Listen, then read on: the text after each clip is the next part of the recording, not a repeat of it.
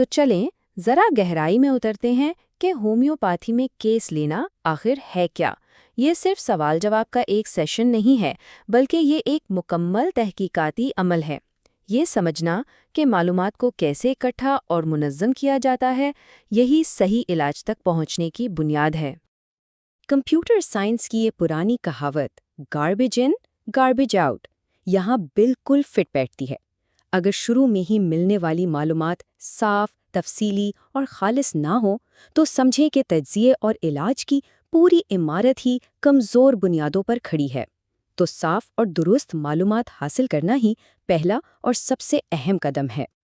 تو پھر سوال یہ پیدا ہوتا ہے کہ وہ کون سا طریقہ ہے جس سے یہ یقینی بنایا جائے کہ جو معلومات مل رہی ہیں وہ نہ صرف مکمل ہوں بلکہ ان میں کوئی ملاوٹ بھی نہ ہو؟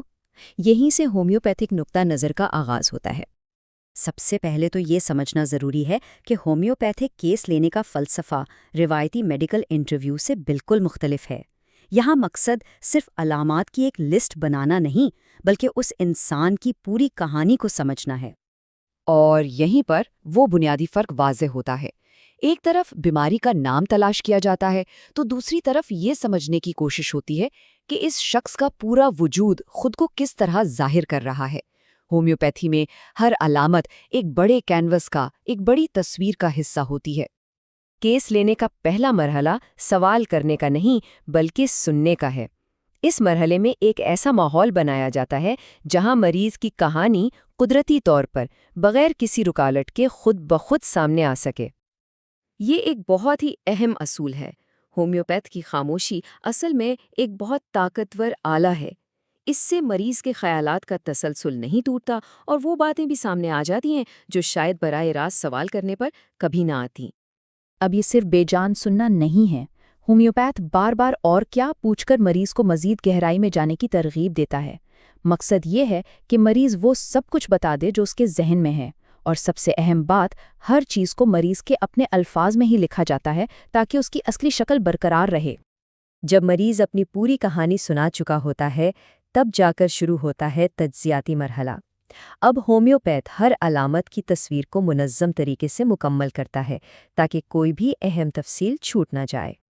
یہاں ایک بنیادی تصور ہے مکمل علامت کا، مطلب یہ کہ کسی بھی تکلیف کو صرف ایک لفظ جیسے سر درد تک محدود نہیں کیا جاتا، بلکہ اس کی مکمل اور منفرد تصویر بنائی جاتی ہے۔ یہ پورا عمل 4 ستونوں پر کھڑا ہے: مقام، احساس، موڈالٹی اور ہم آہنگ علامت۔ ان کے ذریعے ایک عام سی شکایت ایک منفرد اور ذاتی علامت میں بدل جاتی ہے۔ اب یہ صرف سر درد نہیں رہا بلکہ ایک مخصوص شخص کا مخصوص سر درد بن گیا ہے۔ اچھا، اب سوال پوچھنے کا بھی ایک فن ہے۔ ہومیوپیتھ ایسے سوالات سے گریز کرتا ہے جو مریض کی سوچ کو محدود کر دیں۔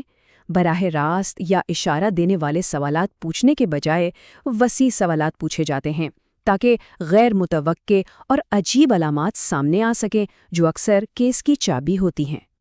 دیکھیے، معلومات صرف لفظوں سے نہیں آتی۔ ایک ماہر ہومیوپیتھ مشاہدے کے ذریعے بھی بہت کچھ جان لیتا ہے۔ جسمانی زبان، لہجہ اور جذبات بھی اسی کہانی کا حصہ ہوتے ہیں۔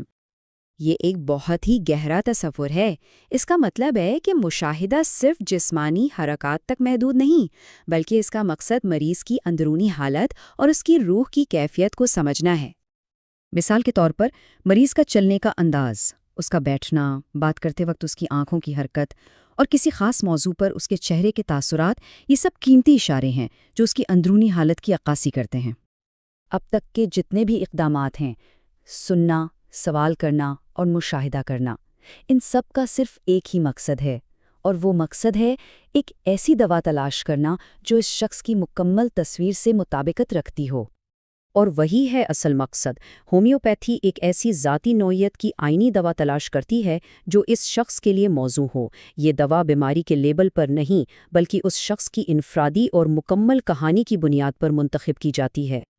اس اصول کو سمجھنے کے لیے یہ مثال بالکل زبردست ہے۔ اگر دمہ کے 2 مریض ہیں تو بہت ممکن ہے کہ دونوں کو الگ الگ دوائیں دی جائیں۔ کیوں؟ کیونکہ ہومیوپیتھی تشخیص کا نہیں بلکہ اس فرد کا علاج کرتی ہے جس کو وہ تشخیص ہوئی ہے۔ اسی لیے تفصیلی کیس ٹیکنگ اتنی اہم ہے۔